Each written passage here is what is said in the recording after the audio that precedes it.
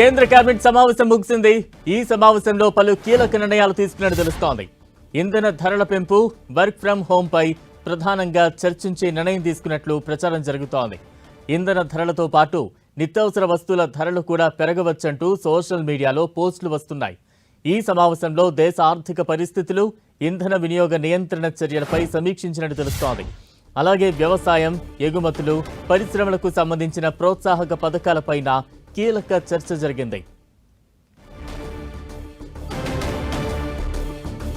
కేంద్ర కేబినెట్ సమావేశం కొద్దిసేపటి క్రితం ముగిసింది. పలు కీలక నిర్ణయాలు తీసుకున్నట్టు తెలుస్తోంది. తాజా అప్డేట్స్ అందించేందుకు మా ఢిల్లీ ప్రతినిధి గోపి సిద్ధంగా ఉన్నారు. గోపి, బలరాం, కేంద్ర కేబినెట్ సమావేశం కొద్దిసేపటి క్రితమే ముగిసింది. దీనికి సంబంధించి కూడా మరి కాసేపట్లో కేంద్ర ఐటీ శాఖ మంత్రి అశ్విని వైష్ణవ్ మీడియాకు వివరాలు వెల్లడించినాడు. ముఖ్యంగా పశ్చిమాసియా యుద్ధ ప్రభావ పరిస్థితులపైన చర్చ జరిగినట్టుగా తెలుస్తుంది. గత 3 రోజుల నుంచి కూడా వరుసగా ప్రజలకు ఇంధన పొదుపు తో పాటు ఇతర అంశాలను సూచనలు చేస్తున్న ప్రధాని మరి ఆ దిశగా ప్రభుత్వపరమైన తీసుకోవాల్సిన ఇతర చర్యలపైన కూడా ఈ కేబినెట్ లో చర్చించినట్లు తెలుస్తుంది. అయితే ప్రజలకే కాదు, స్వయంగా నియంత్రణలు పాటించేందుకు కేంద్ర ప్రభుత్వం సిద్ధమైంది. దానికి సంబంధించి కూడా 50% ప్రధాని కాన్వాయ్లోని వాహనాలను కూడా తగ్గిస్తూ నిర్ణయం తీసుకోవడం జరిగింది. దానికి సంబంధించి కూడా ఒక కీలక చర్చ అయితే జరిగినట్టుగా తెలుస్తుంది. దీంతో పాటు ఇతర కేంద్ర మంత్రులు, మంత్రిత్వ శాఖ ఉన్నతాధికారులకు కూడా ఆదేశాలు కూడా ఈ యొక్క జారీ చేయాలన్న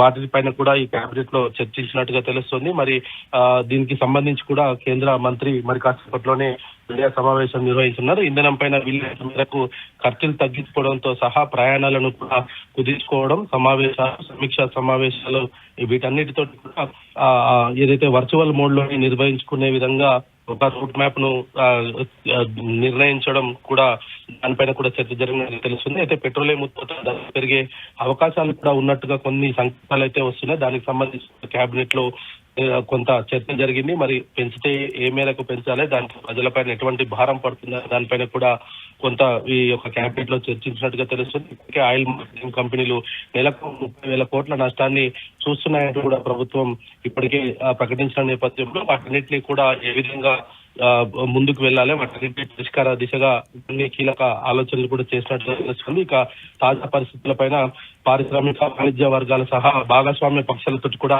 సంప్రదింపులు జరిపేందుకు కేంద్రం సిద్ధమవడం జరిగింది. మరి వీటితో పాటు ఇటీవల పశ్చిమ బెంగాల్లో ఎన్నికల్లో గెలిచిన బీజేపీ అక్కడ బంగ్లాదేశ్ సరిహద్దు ఫెన్సింగ్ కు సంబంధించిన విషయంలో ఈ యొక్క కేబినెట్ లో కూడా నిర్ణయాలు అవకాశాలు అయితే కనపడుతుంది. ముఖ్యంగా ఈ సంబంధించి ఏదైతే బంగ్లాదేశ్ సరిహద్దులో ఫెన్సింగ్ కు సంబంధించి కూడా బిఎస్ఎఫ్ కు భూమిని ఇచ్చేందుకు ఇప్పటికే వెస్ట్ బెంగాల్ ప్రభుత్వం అక్కడ కేబినెట్ నేపథ్యంలో తీసుకున్న నేపథ్యంలో మరి దానికి సంబంధించి కూడా బంగ్లా సరిహద్దులో ఫెన్సింగ్ ను ఏర్పాటు చేయడము, దాని భద్రతను కట్టుదిట్టు చేయడం లాంటి కీలక నిర్ణయాలు తీసుకున్నట్టుగా కొంత సమాచారం అందుతుంది. బలరాం, గోపి, అంటే ధరల పెంపుపై నిర్ణయం తీసుకుంటే ఎప్పటి నుంచి అమల్లోకి వచ్చే అవకాశాలు ఉంటాయి?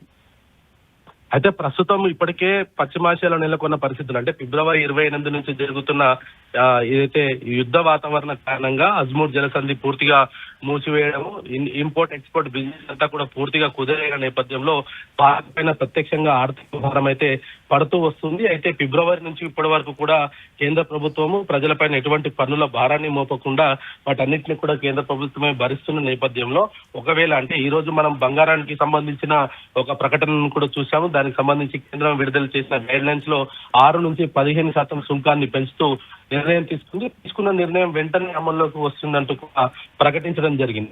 ఇప్పుడు కనుక కేబినెట్ లో ఇంకా వేరే విభాగాలకు సంబంధించిన ధరల పెంపులను కనుక ప్రస్తావిస్తే కనుక వెంటనే వాటన్నిటిని కూడా అమలు చేసే అవకాశాలు కనపడుతున్నాయి. ప్రజలపైన వైపు భారం పడకుండానే వాటన్నిటిని ఏ విధంగా తగ్గించుకునే పరిస్థితులు తీసుకురావాలన్న దానిపైన కూడా కొంత చర్చ జరిగినట్టుగా అయితే తెలుస్తుంది. గత 2-3 రోజులుగా కూడా ప్రధాని ఇదే అంశాన్ని ఇటు హైదరాబాద్ లో, గుజరాత్ లో బహిరంగ సభలో కూడా ఆయన ఇదే అంశాన్ని చెప్పడం జరిగింది. ప్రజలు కొంత స్వీయ నియంత్రణ పాటించాల్సిన అవసరం ఉంది, దుబారా ఖర్చులు మానుకోవాలి, ఇంపోర్ట్ చేసుకుంటే ప్రతి అంశాన్ని కూడా భారతదేశ ప్రజలు కొంత ఆలోచించి వాటిపై నిర్ణయం తీసుకోవాలంటూ కూడా చెప్పిన నేపథ్యంలో మరి ఒకవేళ ఈ నిత్యావసర వస్తువులకు సంబంధించి కావచ్చు, ఇతర విభాగాలకు సంబంధించిన ధరలు పెంచితే కనుక తక్షణమే అమల్లోకి వచ్చే అవకాశాలు అయితే కనపడుతుంది. మరి వీటన్నిటికీ సంబంధించి మరి కాసేపట్లోనే కేబినెట్ నిర్ణయాలను అశ్విని వైష్ణవ్ వెల్లడించనున్నారు.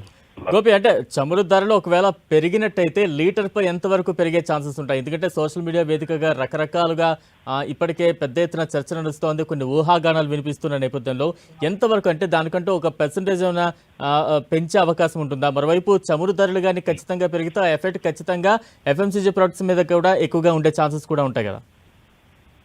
రైట్ బలరాం, ఖచ్చితంగా ఇప్పుడు ఇప్పటికే ఏదైతే పశ్చిమాసియాలో ఏదైతే క్రూడ్ ఆయిల్ బ్యారెల్ కి సంబంధించిన ధర కొంత నిలకడగా ఉన్నప్పటికీ గత కొద్ది రోజులుగా ఇటు ఆయిల్ కంపెనీస్ పడ్డ నష్టం కావచ్చు, కేంద్రం భరిస్తున్న అంశాలు కావచ్చు, వీటన్నిటిని కూడా దృష్టిలో ఉంచుకొని దాదాపు 4 నుంచి 5 రూపాయల వరకు కూడా ఈ రేటు పెంచే అవకాశం అయితే కనపడుతున్నట్టుగా అయితే మనకు కొంత సమాచారం అందుతుంది. మరి వీటిలో ఎటువంటి నిర్ణయాలు తీసుకున్నారనేది మరి కాసేపట్లో కేంద్ర మంత్రి అయితే వెల్లడిస్తున్నారు. Right, thank you Gopi.